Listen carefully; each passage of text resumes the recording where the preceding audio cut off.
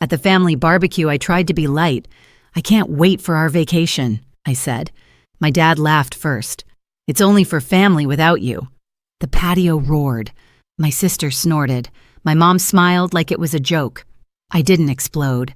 I nodded, stood up, and left my unopened wine on the table.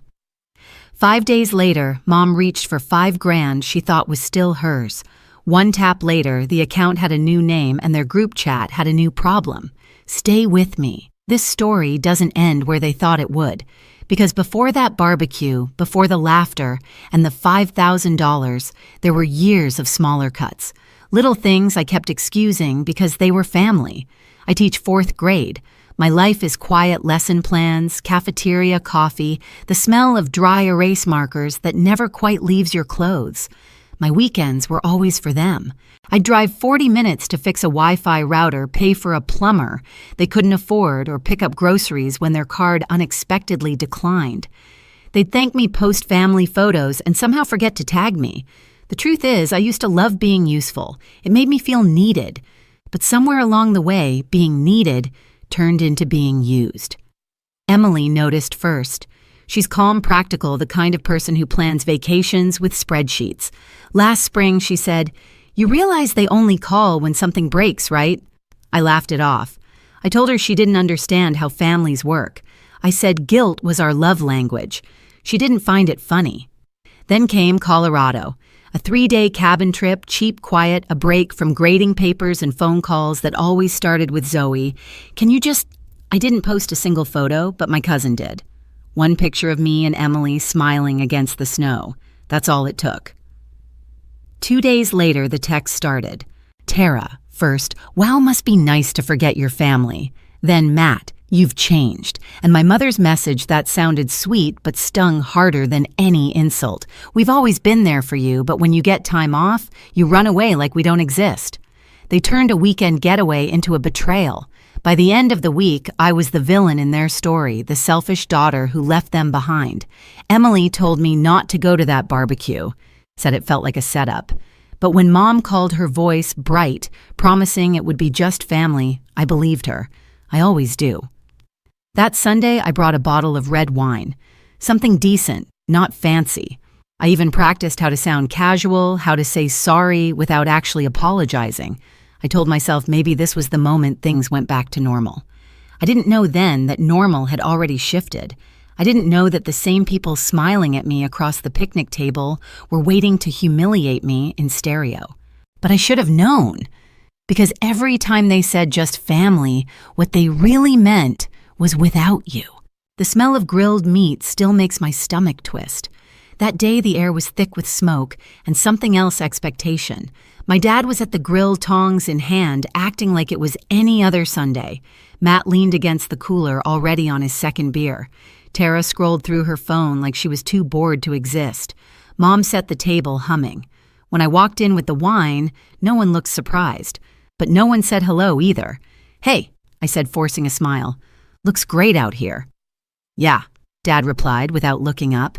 "We started early." Translation: "You're late." I sat down, trying to ignore how quiet it felt, like everyone was waiting for a cue. Mom slid a plate in front of me. So she said, "How's Emily?" "She's good," I said, hoping that would be enough. It wasn't. "That's nice." She smiled thinly. No follow-up question, just silence, the kind that spreads and swallows whole conversations. I glanced at Matt, tried to ask about his new job. He grunted. Tara snorted. The laughter that followed wasn't loud, but it was sharp. I laughed along, pretending not to notice the edge in their tone. And then I said it. The sentence that would detonate everything. "I can't wait for our vacation." It was supposed to be small talk, light, harmless. Dad froze for half a second, then laughed that deep, fake laugh he uses when he's about to say something cruel. "It's only for family without you." The patio erupted. Matt slapped his knee. Tara wheezed. Mom raised her wine glass, smiling like it was a toast. For a moment, I just sat there. My ears rang. The world narrowed down to the sound of ice clinking in glasses. I thought maybe someone would say it was a joke. Maybe Dad would wink. Maybe Mom would scold him. But no one did. It was deliberate. They wanted to see if I'd break. I didn't. I looked around the table, my family, every one of them laughing like my exclusion was entertainment. I felt heat crawl up my neck, then something colder realization. This wasn't the first time they'd humiliated me, but it was the first time I saw it for what it was. A performance.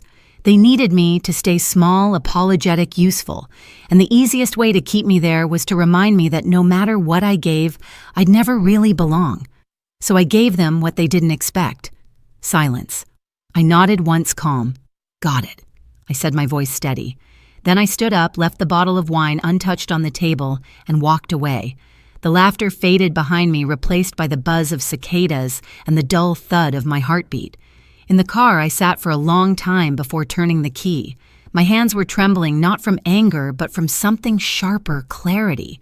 I had spent years paying their bills, covering their gaps, fixing their chaos.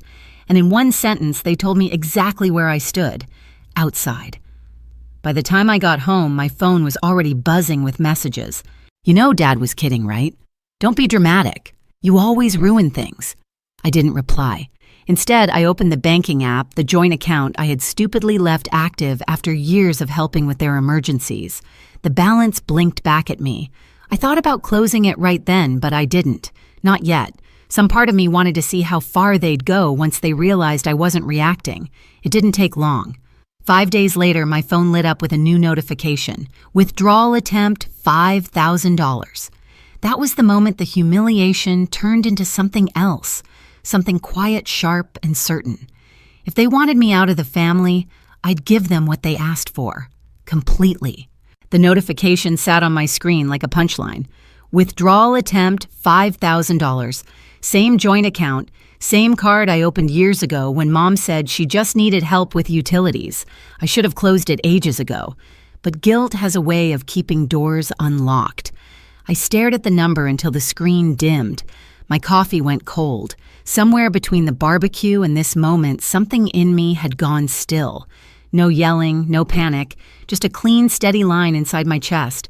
I called the bank first, blocked the card, I said, my voice calm. Immediately, the rep asked if I wanted to file fraud. I almost laughed. No, I said, it's family. When the confirmation email arrived, I reopened the app. The account name blinked at the top family fund. I pressed edit, deleted every letter. Then I typed 3 words, pay without me. For a moment, I just looked at it, the phrase that summed up years of guilt and small humiliations. I hit save. 10 minutes later, my phone started buzzing. Mom, hey, did you touch the account, Dad? Your mother made a mistake. Fix it. Tara, haha. Matt, seriously, what's your problem? I didn't reply. Instead, I took a screenshot of the account name, the failed transaction, and sent it to the group chat. No caption. No explanation. Then I put my phone face down and went for a walk. The air was heavy with that sticky, late summer heat, but my mind felt clear. For the first time in a long time, I wasn't rehearsing apologies in my head. I wasn't planning how to make things right. I was just done. When I got back, the group chat had exploded 40 messages deep. Mom wrote, "This is ridiculous. We needed that money for the holidays. Dad, after everything we've done for you, Tara LMAO, you're actually insane. Matt, grow up, Zoey." I read every word, then archived the chat. Not deleted, just folded away like a document I might someday show a lawyer. Emily found me sitting on the couch, legs tucked under a blanket, staring at the dark phone screen. She didn't ask what happened. She just said, "You finally did it, didn't you?" I nodded. "Yeah." I stopped paying for people who never saw me as part of the bill. Outside, thunder rolled low and slow across the sky. Inside, my phone vibrated again, another wave of messages I didn't care to read. They wanted chaos. I gave them silence. That's the thing about revenge. Not every explosion is loud. Sometimes it's just a quiet click, followed by the sound of everything you owe finally disappearing. By the next morning, the panic had bloomed. When I checked my phone before work, I had 16 missed calls and a string of messages that bounced between outrage and desperation.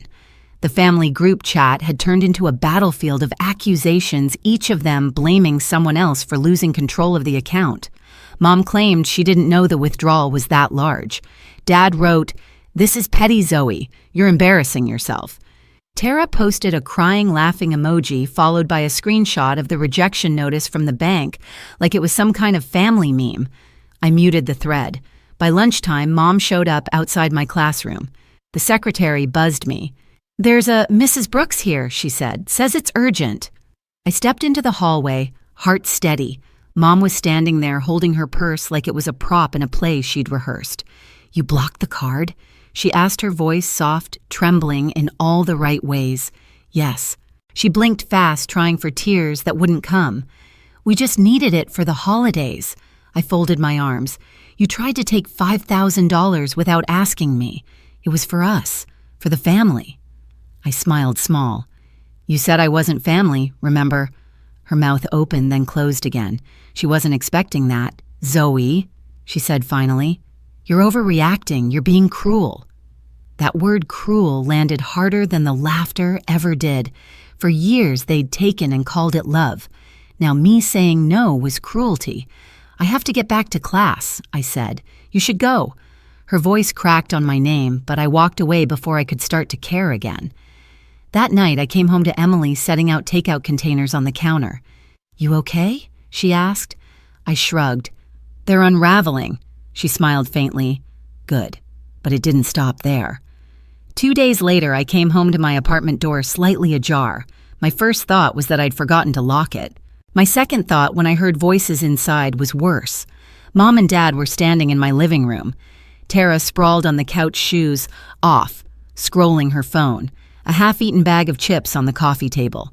"What are you doing here?" I asked. Mom turned with that same practice calm. "You weren't answering." "Because you tried to steal from me," I said. Dad stepped forward, voice heavy with mock authority. "Watch your tone. We're still your parents. Then act like it." He scoffed. "You've changed. Ever since you started dating her." Emily froze at the doorway, holding the takeout bag like a shield. "You broke into his apartment," she said evenly.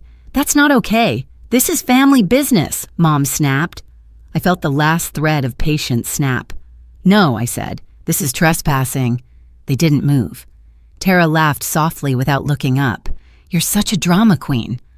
I walked to the door, opened it wide. "Get out, Zoey, now." Mom's eyes narrowed, cold replacing the sweetness. "You're going to regret this. I already did," I said and shut the door behind them. The silence after they left felt sacred.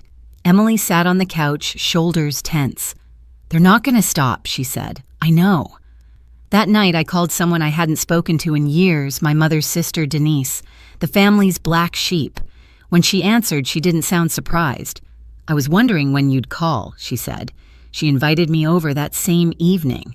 Her small house smelled like cedar and old books. Before I could speak, she handed me a folder thick with papers. "Your mother's been manipulating people for years. You're just the latest." Inside were records, payments, old transfers, even hand-signed notes from the time she'd borrowed money from Denise and never repaid a cent. $10,000 for a roof repair in 2012. Another $5,000 for a medical emergency that turned out to be a Caribbean cruise. I felt sick. "She said you were unstable," I murmured. Denise laughed. "Of course she did. It's easier to erase the truth when everyone thinks you're crazy." We spent hours comparing stories. The patterns matched perfectly. Borrow, lie, guilt, repeat. "I can help you," she said, pouring wine into 2 mismatched glasses. "But if we do this, you have to be ready for them to hate you." I smiled for the first time all week. They already do. The next few days were a quiet storm. Denise's friend, someone who worked in financial compliance, helped me sever every tie I had with my parents, accounts, emergency contacts, insurance. I closed the last joint account, then sent one message to the family chat, a screenshot of the zero balance under the name, "Pay without me." No caption, just silence. Matt responded first. "What the hell is this?" Tara followed. "You're losing it." Mom called 6 times in an hour. I didn't answer. The next morning, I woke to find my phone vibrating nonstop. Denise had posted something old photos of my parents in casinos sipping cocktails, timestamps overlapping the months they'd claimed to be broke. She didn't tag them. She didn't have to. Within minutes, cousins were texting me asking if it was true. My father's sister messaged, "You've humiliated your mother." I just stared at the screen, feeling none of the guilt they were trying to hand me. That evening, my mother appeared again, this time on my doorstep with her brother Brian. He stood behind her like muscle arms, crossed sunglasses on, though it was almost dark. She looked tired, strategically tired. "We came to talk," she said. I stepped outside, closing the door behind me. "You shouldn't be here." Brian jumped in. "You embarrassed the family. That post was out of line." I almost laughed. "Out of line is trying to drain my account." "She made a mistake," he snapped. "She made a choice," I corrected. Mom lifted her hands in mock surrender. "We just want peace." We canceled the trip. We thought maybe we could start over. The same game. Pretend it never happened. Reset the board. "I'm not going anywhere with you," I said. "If you show up again uninvited, I'll file a report." Brian scoffed.